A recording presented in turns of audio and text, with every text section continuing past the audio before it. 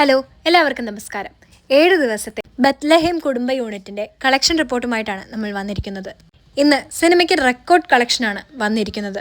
നിവിൻ പോളിയുടെ തുടർച്ചയായ രണ്ടാമത്തെ 100 കോടി ചിത്രം. ഇന്ന് ഇതുവരെ ചിത്രത്തിന് വന്നിരിക്കുന്ന കളക്ഷൻ കേരള ബോക്സ് ഓഫീസിൽ നിന്ന് 9 കോടിയോളമാണ്. പുതിയ റെക്കോർഡാണ് നിവിൻ പോളി തീർത്തിരിക്കുന്നത്. എവിടെയും ടിക്കറ്റ് എടുക്കാൻ നോക്കിയാൽ ടിക്കറ്റ് ഇല്ല എന്നുള്ളൊരവസ്ഥയിൽ തന്നെയാണ്.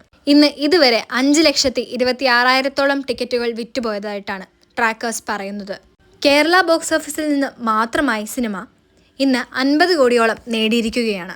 വേൾഡ് വൈഡായിട്ട് ഈ സിനിമ 125 കോടിയിലേക്ക് ഇന്നത്തോടെ എത്തുന്നതായിരിക്കും.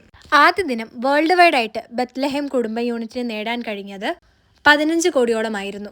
രണ്ടാം ദിവസമായപ്പോഴേക്കും അത് 39 കോടി 40 ലക്ഷം രൂപയോളമായി.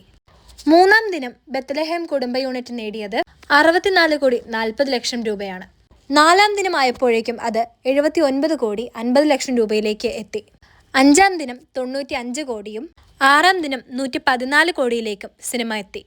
ഇന്ന് 7-ാം ദിനം സിനിമ 129 കോടി 130 കോടിയിലേക്ക് എത്തും. ഇത് മലയാള സിനിമയുടെ പുതിയ റെക്കോർഡാണ്. മമിത ബൈജുവിൻ്റെ വേറിട്ട കഥാപാത്രമാണ് ഈ സിനിമയിൽ വേറൊരു ഹൈലൈറ്റായി നിൽക്കുന്നത്. ഈ ഒരു ഓണക്കാലം അക്ഷരാർത്ഥത്തിൽ Mamitha Baiju Indian film industry തന്നെ തൂക്കിയിരിക്കുകയാണ്. സൂര്യയോടൊപ്പവും വിജയോടൊപ്പമുള്ള സിനിമകൾ 200 കോടിക്ക് മുകളിലേക്ക് നേടിയിരിക്കുകയാണ്.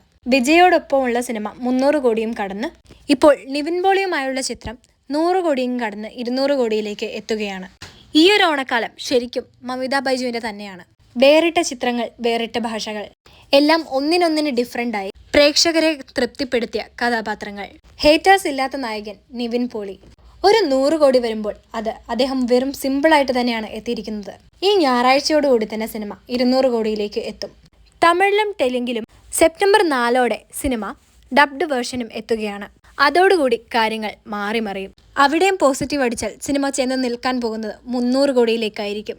ഒരു പക്ഷേ മലയാള സിനിമയുടെ ചരിത്രത്തിൽ ഏറ്റവും കൂടുതൽ കളക്ഷൻ നേടിയ ചിത്രമായി ലോകയുടെ കയ്യിൽ നിന്ന് ഈ റെക്കോർഡ് ഈ ചിത്രം നേടിയെടുത്തേക്കാം.